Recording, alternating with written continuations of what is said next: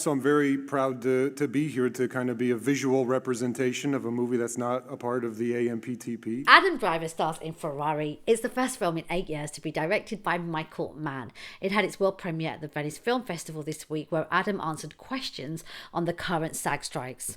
To promote a SAG leadership directive, which is an effective tactic, which is the interim agreement, which is twofold, which it allows independent movies that have no association with the writer is a non-WGA member, for independent movies to be made. I think it is like 15%, more than 15% are WGA, so the majority of independent films are the opposite. So not to stop the bleeding a little bit as far as some people in IATSE and SAG to be able to go to work.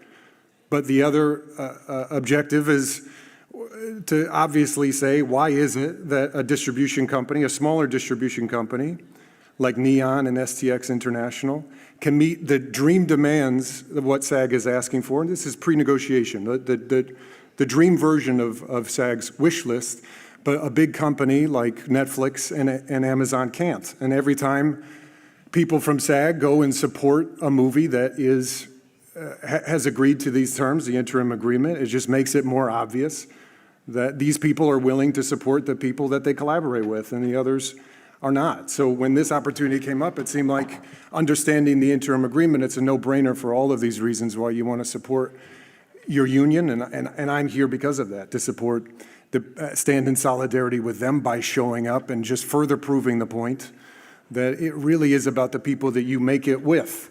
And I mean, that's very resonant with our movie. It feels like we made it, and I can maybe let PJ speak to it more than I can, but it was touch and go. It seems like one time someone was in the catering department, the next time they're on set with us, playing a part in the movie. You know, it's very impromptu, and you're battling, obviously, nature and time and all these things. That a movie is made at all is a miracle. So this one in particular felt very important to show up for, and again, to be here for my union and to support the interim agreement. Yeah. Director Michael Mann also reinforced the importance of this time and standing with the writers and actors during the strike. I would add to that the individually and collectively we all stand in total solidarity with SAG and also with the Writers Guild strike as well. And the SAG particularly, and I'm quoting from the SAG was released, is that to be crystal clear, once the agreement is in place, we fully encourage our SAG-AFTRA members to work under that agreement and promote work made under that agreement because it benefits SAG in their negotiations. And this picture, Ferrari, got made because of the people who worked on Ferrari made it by foregoing large percentages of salaries in the case of Anna and myself, producers such as PJ and John Lesher, who basically work for no fees, and cutting like that. That's why this picture got made. So it was not made by a big studio. No big studio wrote us a check.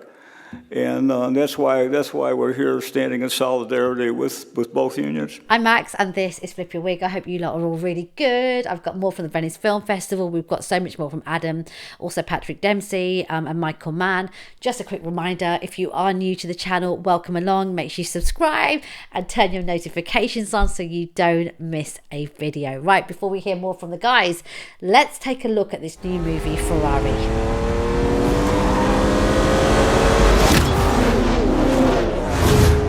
This movie is set in 1957. Adam Driver plays Enzo, while his wife, Laura, is played by Penelope Cruz. They built this company into a world-renowned brand, but things aren't running as smoothly as they once did. Marital problems at home, Enzo is having a secret affair, and he has a child that his wife doesn't know about.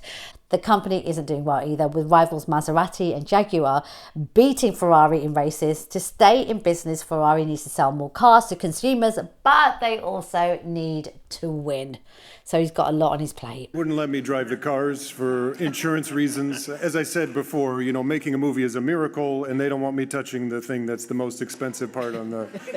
I don't drive the cars except in pre-production we raced Ferraris to kind of get obviously newer Ferraris.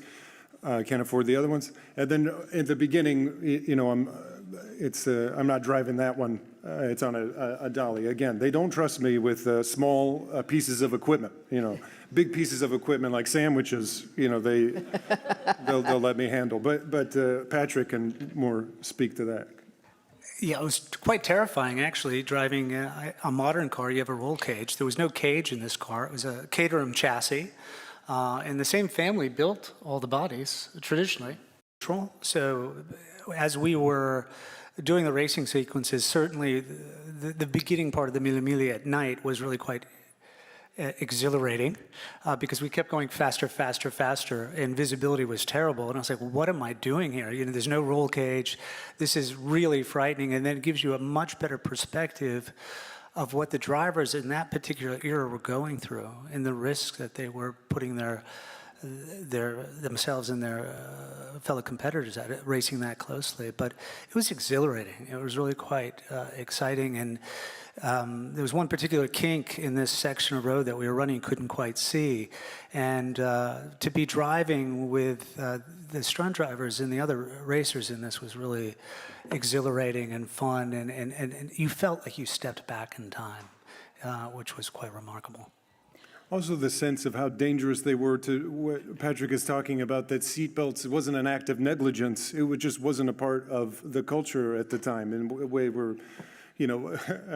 car seats are now, and then they weren't, in the 80s and 90s.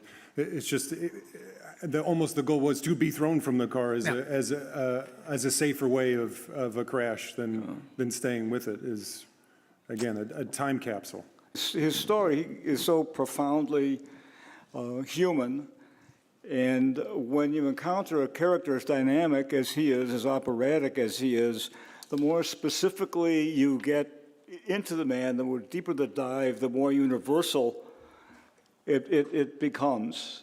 And I found that the way so many parts of him are in opposition to each other, his life kind of resonated with, for me, the way life is.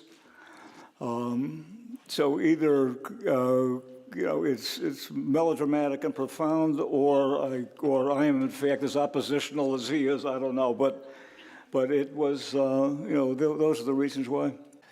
As soon as I read it, I was like, this is the best script that I've read in and around the motorsport world, and particularly in this era, which I find to be the most romantic and certainly the most deadly. And I actively went after this. I just wanted to be a part of it in any capacity. I was working in London at the time. I just had finished watching the opening Grand Prix last year when Ferrari won. And I was like, oh, this could be the year for Ferrari. And I wanted to reach out to Michael, so I sent him an email, is it true that the movie's now going? And he said, yes, it is. And then I asked, could I come in and have a meeting and to discuss? And we had a discussion, and he thought about it. And I got a call about a month later, and he goes, would you like to play Piero Taruffi? And I was like, absolutely. I'd be so grateful to be a part of it. And that's how it started. What's lucky about being an actor is forced empathy. You're forced for 2 or 3 months or for a year leading up to it to empathize with someone who's different from you and who's made different choices at a different time, and without judgment look at their life honestly and with some sense of perspective and try to immerse yourself in what you think. It's a very weird job, but it's what I'm interested in, and it connects me to people that I normally would probably never interact with, and you're lucky enough to go to the place that helps you. It's hard to. I would imagine it'd be more difficult to do that when you're not there. But a trap or a danger of it is we were shooting it in Modena, surrounded by Ferrari iconography, going to the Ferrari museum, seeing how much the Ferrari symbol, the name, the person, the contradictory stories, the personal associations, the restaurants that he went to means to people.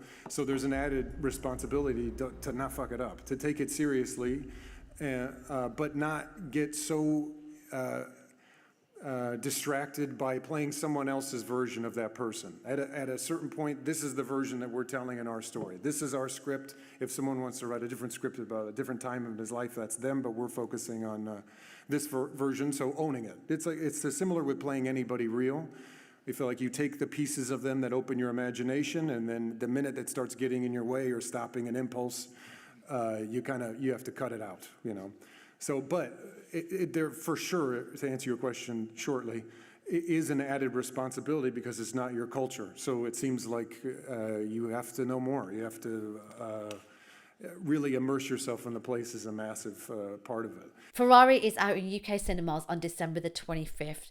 So last night in Venice, it had its world premiere. It received a 6-minute standing ovation. The star of the film, Adam Driver, got quite emotional with Michael Mann by his side. The reviews have been quite mixed and not that complimentary. So time will tell. So we'll have to wait till Christmas to watch it. Right. I'll be back soon with more videos. Have a fantastic day. Take care. Bye. I could walk out of the apartment we had and go around the corner and sit in the same barber chair that Enzo sat in and get a shave by the son of the barber that shaved Enzo every morning.